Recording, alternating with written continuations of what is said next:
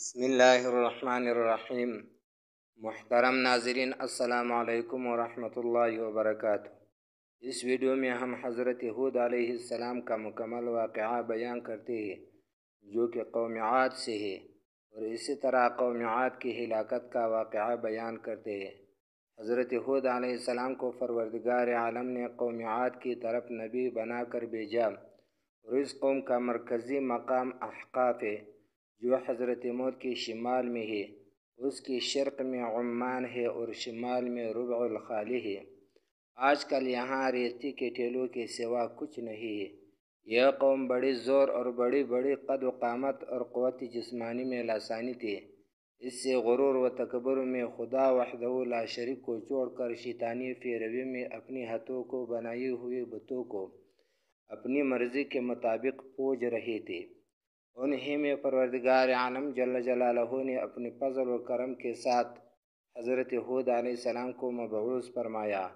حضرت ہود علیہ السلام عاد کی سب سے بہترین معزز فرد تھے۔ پروردگار عالم جل جلالہ نے فرمایا کہ ہم نے قوم عاد کی طرف حضرت ہود علیہ السلام کو نبی بنا کر بھیجا، جیسا کہ ارشاد ہے: وَإِلَىٰ عَادٍ أَخَاهُمْ هُودًا قَالَ يَا قَوْمِ اعْبُدُوا اللَّهَ مَا لَكُم مِّنْ إِلَٰهٍ غَيْرُهُ أَفَلَا تَتَّقُونَ۔ ترجمہ: اور اسی طرح ہم نے قوم عاد کی طرف ان کے بھائی ہود علیہ السلام کو بھیجا۔ اس نے کہا: اے قوم، اللہ کی بندگی کرو، اس کے سوا کوئی معبود نہیں۔ کیا تم کفر کے نتائج سے نہیں ڈرتے ہو؟ قوم کا جواب، جیسا کہ ارشاد باری تعالیٰ ہے: وقال الملأ من قومه الذين كفروا وكذبوا بلقاء الآخرة وأترفناهم في الحياة الدنيا ما هذا إلا بشر مثلكم يأكل مما تأكلون منه ويشرب مما تشربون ولئن أطعتم بشرا مثلكم إنكم إذا لخاسرون۔ ترجمہ: اور اس قوم کے جن سرداروں نے کفر کے راستہ اختیار کی تھی اور آخرت کی پیشانی سے منکر تھی، کہا کہ اس سے زیادہ کیا جانتے ہو کہ تمہارے جیسا ایک آدمی ہے، جو تم کھاتے ہو وہ بھی کھاتا ہے، جو تم پیتے ہو وہ بھی پیتا ہے، اور اگر تم اس کی پیروی کرو گے تو بے شک تم اس وقت بڑی خسارے والوں سے ہوگی۔ جبکہ ہر طرح کی نصیحت سے قوم باز نہ آئی، ہمیشہ پیغمبر کی نافرمانی کرتے رہے۔ خدا کی نافرمانی کی وجہ سے ان پر بارش بند ہو گئی، فصل اور باغات جل گئی۔ پروردگار عالم جل جلالہ اتنا مہربان ہے کہ اس زمانے میں کفار بھی جب خانہ کعبہ میں جا کر التجا کرتے تھے تو اللہ نے ان کے فرمان بھی سن لیتا تھا۔ آپ قوم عاد کی بڑی رئیس 70 آدمی قربانیاں لے کر مکہ مکرمہ گئے بارش کے واسطے۔ مکہ مکرمہ پہنچنے وہاں معاویہ بن بکر کے گھر پر اترے۔ عرب کے لوگ مہمان نواز ہیں، وہاں شراب کی ضیافتیں شروع ہوئی۔ مجلس عیش اور عشرت اور گانے بجانے میں اپنی قوم کی تکلیف بھول گئے۔ معاویہ بھی مہمانوں سے تنگ آ گیا اور سوچنے لگا کہ اشاروں کی نایوں سے جاتا ہوں تو مجھے بخیل اور کنجوس سمجھے گا۔ آخر گانے والوں کو ایک ایسی غزل سکھائی کہ جس کا مطلب اور ترجمہ یہ تھا کہ اپنی قوم کی مصیبت سے غافل ہو رہے ہو اور برسات کی دعا سے کاہل ہو گئی ہو۔ جب عادیوں نے یہ غزل سنی، ان کو اپنی قوم کی مصیبت یاد آ گئی، پھر ایک دوسرے کو ملامت کرنے لگے اور اپنی غفلت پر نادم ہوئے۔ پھر تو رات دن دعا میں مشغول ہو گئے اور قربانیوں کو ذبح کرنے کا کام شروع کیا۔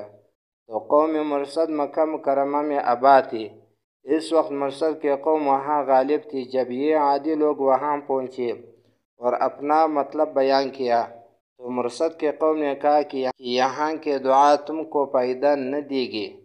تم اس پیغمبر یعنی ہود علیہ السلام کی بات مانو اور اس کی تابعداری کرو اور دین حق کو مانو تاکہ یہ بلا تم سے ہٹ جائے۔ عادیوں نے کہا: ہم اگر بغیر اپنے مطلب واپس جائیں تو ہماری قوم ہم کو ذلیل و خفیف کرے گی۔ اب یہ کام جس طرح سے ہو یہاں سے ہو جائے۔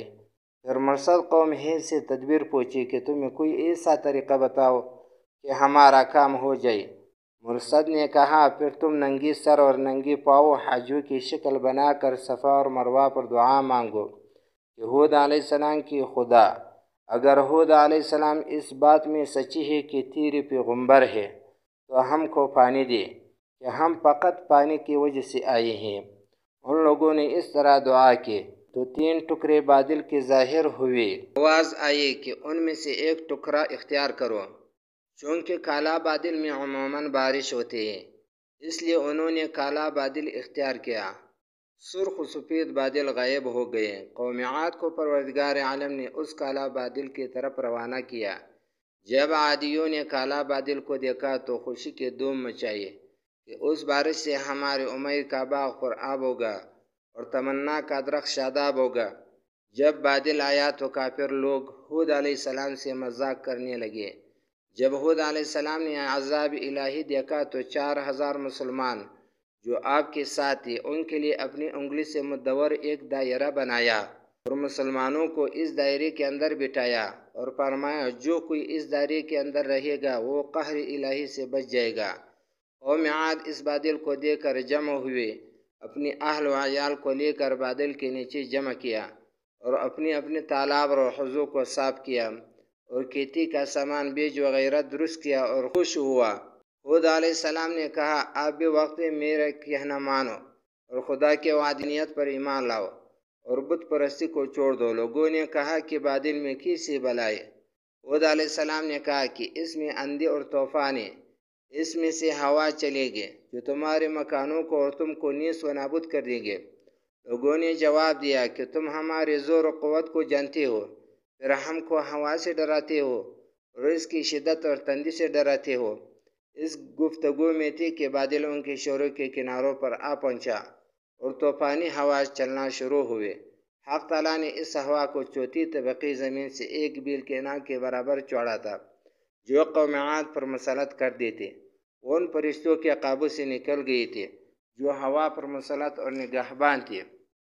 اس ہوا کی شدت کو دیکھ کر عادی لوگ اپنی مضبوط مستحکم مکانوں میں گھس گئے اور مضبوط رسیوں سے آپس میں ایک دوسرے کو باندھ دیا اور اپنی جانوروں کو بھی مضبوط زنجیروں سے باندھا اور گھر والوں کو اونٹوں کے کھجاووں میں بٹھا کر باندھا، لیکن اس قہر کی ہوا نے ان اونٹوں کو کھجاووں سمیت اٹھا کر زمین پر دے مارا۔ اسی طرح وہ ہوا اٹھا کر مارتے رہے۔ اللہ تعالیٰ جل جلالہ نے ان لوگوں پر ایسا ہوا نازل فرمایا جو ان کے پہلوانی کے مناسب تھا، چونکہ وہ لوگ پہلوان تھے۔ خدا نے ان کو پہلوانی کا مظاہرہ دکھایا کہ ہمارے پہلوانوں سے کشتی کر کے تماشا دیکھ لو۔ چنانچہ حدیث میں آیا کہ حق تعالیٰ دنیا میں ہوا کو اور پانی کو اندازے سے بھیجتا ہے، لیکن نوح علیہ السلام کے طوفان کا پانی اور عادیوں کے واسطے ہوا موکل فرشتوں کے اختیار سے باہر ہو گئی تھی۔ یہ ہوا شوال کے 22 تاریخ بدھ کی صبح سے شروع ہوئی اور اپنی پوری شدت کے ساتھ 29 تاریخ اسی شوال کے بدھ کے آخری دن یعنی آفتاب غروب تک اپنی شدت سے 7 رات اور 8 دن یکساں عذاب عادیوں پر رہا۔ عادیوں کو ہوا نے نہایت زور و شور سے زمین پر پٹخ کر پارا پارا کیا۔ کوئی اپنے مکانوں کے اندر مارے گئے، ان کے مکانوں کو زمین کے ساتھ ہموار کر دیا، اور دوسری ایک مقام حضرت ہود علیہ السلام کی ہمراہی جو دائرہ کے اندر تھی، ان پر ہوا نسیم معتدل ہو جاتی اور دائرہ سے باہر کافروں کے لیے غضب اور قہر الہی تھی۔ عادیوں کے باغات مکان تباہ اور برباد ہو گئے اور مسلمان حضرت ہود علیہ السلام کے ساتھ سلامتی سے باہر آئے اور اپنی رہنے کے واسطے مکانات بنائے۔ وفات: جب حضرت ہود علیہ السلام کی عمر مبارک 464 سال ہو گئے تو دار پانی سے رحلت پذیر ہوئے۔ وادی برہوت کے قریب حضرت موت کے مشرقی حصے شہر ترین سے قریب آپ کا مزار ہے۔